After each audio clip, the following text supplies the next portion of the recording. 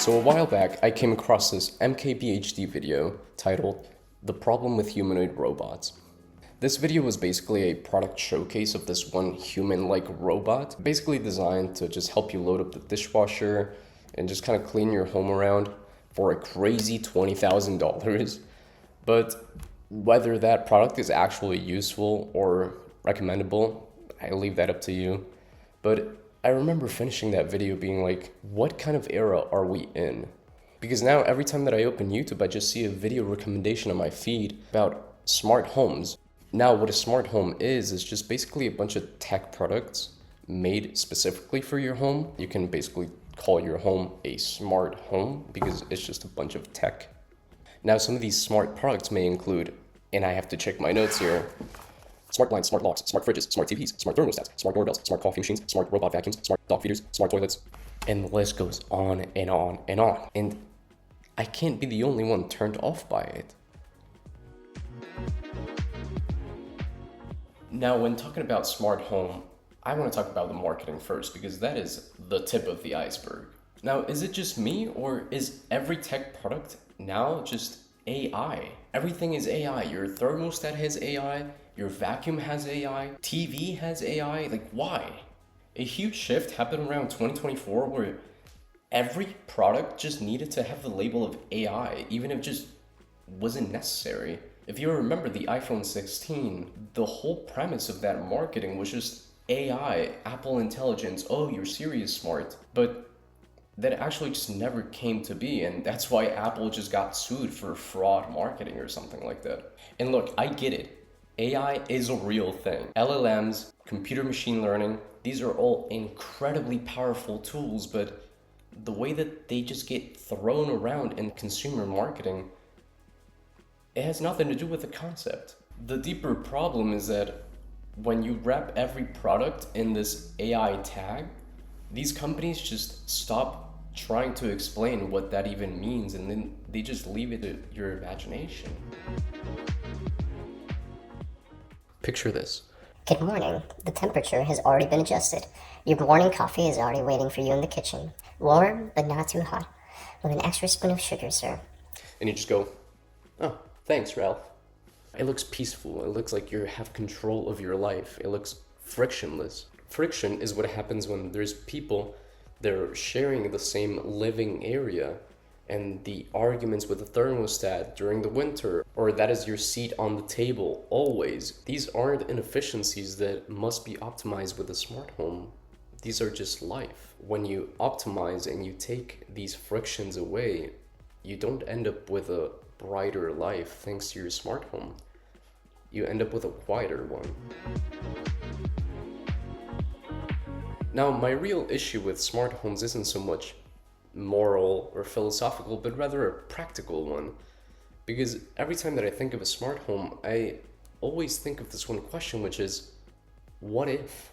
What if I don't have access to that digital key that unlocks my house?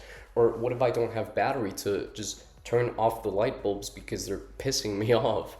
Or what if I just simply do not want to install the 30th app this week to control the lights in the garden change when weather is X and Y? These are all things that happen incredibly rarely, but they still happen. That once or twice a year leaves you with 80% of your home being just non-functional.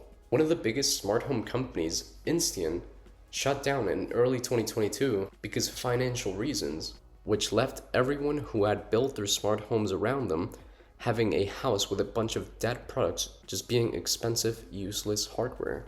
And you can see how the problem lies around the fact that these people who are meant to be your target audience and are trying to live a more careless life without having to think about certain things in their home, and that's why they optimize them in the first place, are then met with all of these problems without cloud, or with their products just not even being usable anymore. They become more frustrated with their own home that was supposed to bring them peace.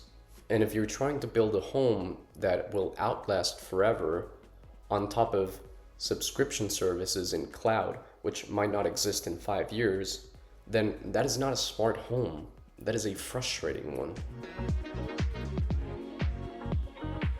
I want to go back to that MKBHD video where he was making the point essentially similar to the one that I am right now, which is that we are trying to design technology to feel and look more human, but actually what we want is the real thing. A home feels like a home because of the people in it and the shared experiences together, not because of the technology that is making the house functional. None of that is smart, it is simply irreplaceable. And I think there's something that these smart home companies are missing, which is they're solving the wrong problem. They're trying to aim towards a more efficient home where all we want is our home to feel more human. People are going back to DVDs and Blu-rays. Film photography is having its crazy resurgence, and vinyls are just a skyrocketing market once again. This is not nostalgia, it is a human response.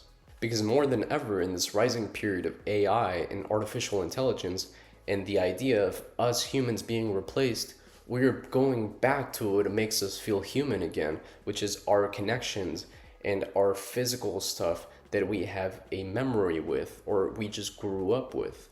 And I think for a home, it is the same story. Smart home companies are trying to sell you control, but what we're actually looking for is not control, but rather comfort. Because comfort doesn't come from a thermostat that understands your sleeping schedule and your time that you wake up every single day. So yeah, I don't trust smart homes. I think we deserve more from a place we actually want to live in rather than gamble on a product that is just going to forget when we stop being profitable to them. If this made you think, leave a comment. I'll see you in the next one.